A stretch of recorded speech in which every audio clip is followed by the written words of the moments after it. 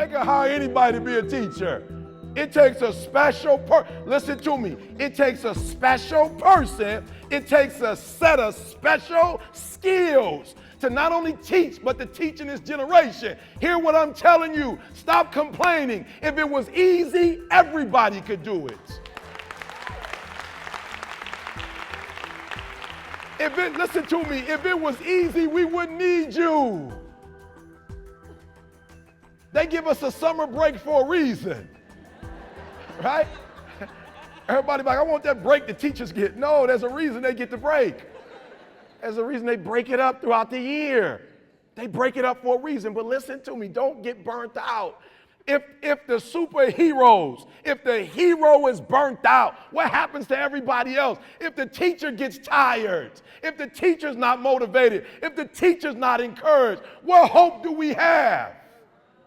What hope does this island have? So she said to me, son, I love you. Get your GED. I can't explain it to you, but just stuff started adding up, and then eventually I started dating a young lady at the church, and the young lady told me at the church, listen to me, I'm about to graduate. 1989, she came to me and said, you know, you got to be careful when you're dealing with the young ladies because they always set you up. She said, do you love me? Just out of nowhere, like on a random Wednesday at 3 o'clock. I should have known it was a setup. Dost thou love me? I'm like, yeah, I do. She said, well, I'm going to college, and when I go to college, if you don't come, I'm breaking up with you because I'm not dating a high school dropout, and I'm not going to have a long-distance relationship. Listen to me. It didn't happen the way it should have happened. I went from being a high school dropout. Took me 12 years, but I got the 4-year degree. I left there, went and got my master's at Michigan State University. I'm in my last class, stats, and I'm finished with my coursework for the PhD. Just because I didn't get it traditionally. Listen to me, don't give up on me. Don't give up on me because I didn't get it in the first grade. Don't give up on me because I didn't get it M1, M2, M3. Don't give up on me because I'm not the most likely to succeed. I went from being a high school dropout, homeless, to not only, I'm staring a PhD down the throat, to becoming an author. Don't give up on me. Your job is not to find out how long it's going to take. Your job is to keep pouring into me. Every day I come to class, keep encouraging me. Every day I come to class, keep teaching me. Every day I come to class, keep encouraging me. Every time I come to class, keep believing in me, even when you don't say it. Number 2 is environment. You got to get in the right environment. Listen to me. You got to get in the right environment. When they come to your class, it's got to be the right environment. I left Detroit, Michigan. I was scared. I was scared to go to college. Petrified, first generation. My mom got pregnant with me at 17 years old, smart woman. When she got pregnant, my grandma said, I got 14 kids. You got to go. I can't feed y'all. You got to go. My mother was homeless at 18 years old with an infant. She had to work. My biological father to this day, he just can't, whatever, I don't know, he just math, English, he just can't get it. He didn't take school serious. I'm not like, I wasn't 3rd, 4th generation college student. I went to college scared. I get to this private school, these kids deep. You could tell they was paying attention in school a little bit. They was deep. They had little songs they would sing, and I'm sitting right there in chapel with them. I don't know none of the songs. I'm like, I want to go home.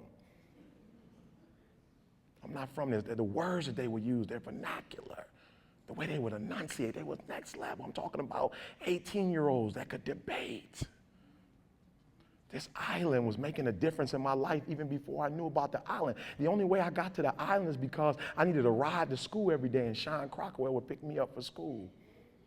Sean, I'm like, what? He like dressed up in a car. I'm like, do you always dress like that? He just had a suit on, like he played basketball with a suit on. I'm like, you got some other clothes? Right, suited up. I get to college, the campus, these brothers talking about, law. The Kane brothers, Dwayne and Wayne Kane, suited. Like pencil suited too. They was like pencils. Pencils, still pencils.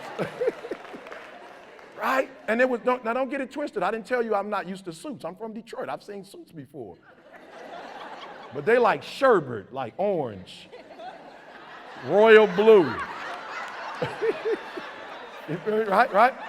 With an orange suit with the gaiters to match. And then the orange hat. And like a pink feather, looking like a crayon, like a magic marker, the whole magic marker, right? And when I got to Oakwood College and I saw the Kane boys, I'm talking about navy suits, Hugo Boss, the shoes, the shirts with the nice collars, the power ties. I'm sitting at the breakfast. They dressed up at 9 o'clock in the morning, eating breakfast, suited up with briefcases. I'm saying, where they going? Now, I told you, I'm from Detroit. I've seen suits before in the morning. I've seen brothers with suits on in the morning, but they going to court. That's where they going to court. You ain't got no suit on at 9 o'clock in Detroit. You going to court. And I'm at the breakfast table environments.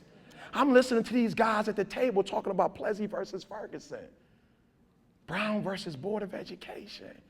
Like these boys had dreams at 18. Where I come from, you worked at Ford, GM, Chrysler. And I came into an environment with new values. You got to hear what I'm saying. Sometimes you're getting upset with these kids. The environment at home is not the environment in school, and you got expectations. You have expectations of these students. They're not getting this at home. What if I sent you to a foreign country and just told you go to this foreign country and just make your way? No. You need somebody from that country to walk you through. I didn't get here on my own. I didn't even know I could come to this place. I never knew what a passport was. Somebody took me by the hand. Well, actually, they knocked on the door, but you understand the point. They opened up another world to me and shared with me the values. I didn't open the door on my own. Listen to me. You are responsible for giving these babies the passport. Don't expect them to come with it. And I got in a new environment. I heard a new language. The language that you're speaking is foreign. When I first got to college and I saw the Kane boys, I saw Pucky Fordham, when I saw all these guys, I was like, I'll never graduate from college. No, I'm looking at these guys like if this is what it takes to graduate from college, it's a wrap. I'm just in class just to be in class. I don't know this stuff. No, they made me feel like, because they were there, I'm like, I can't do this. I don't talk like them. I don't dress like them. I don't have history. I don't have anybody I can call. Nobody in my family went to school, so it's nobody I can call and ask, Mom, how do I do this, Mom? I'm by myself. And then they're Christians. I didn't grow up like that. I don't even know this stuff. I just want to go home. And I ended up leaving college and going where I felt appreciated. I got a job at an Olive Garden, felt good about myself. Because that's where I was comfortable. Washing dishes, mopping floors. But they kept telling me at the college, that's not, just because that's where you come from, that doesn't mean that's where you gotta go. And you gotta stop, you are their passports. You gotta stop telling them what they can't do. They already know they can't do it. They already know. And some of you are not saying it with your mouth, but your spirit say you aren't going anywhere in life. And I got in that environment and I learned the new codes. I learned the new language. I learned the new rules. And then somebody told me, you can get this done. My boy, as a matter of fact, and don't take this the wrong way, right? Well, my boy Skip, he used to smoke weed practically every day. He partied on a regular basis. When Skip graduated, I was like, I could do this. Whoa, I can do it, because Skip did it. And Skip like me. One of the things that we do, one of the greatest resources that kids could have is a lot of us don't share with young people where we come from, the mistakes we made. There are people in this room, you graduate, you act like you passed the bars on the first time. There are people that took 2 or 3, they gonna act like they just did it the very first time. You better share with these babies you failed. You better share your mistakes. Some of you got pregnant before you were married. You better share it. You better share it, because when I tell kids in Detroit, it took me 12 years to get a 4-year degree. No, I'm not proud of it, but it took me 12 years. What I'm saying is, you can do it too. You don't have to be perfect to prosper. You just got to persevere. You just got to be like that engine that said, I think I can, I think I can, I think I can, and after a while, you're like, you know what? I know I can.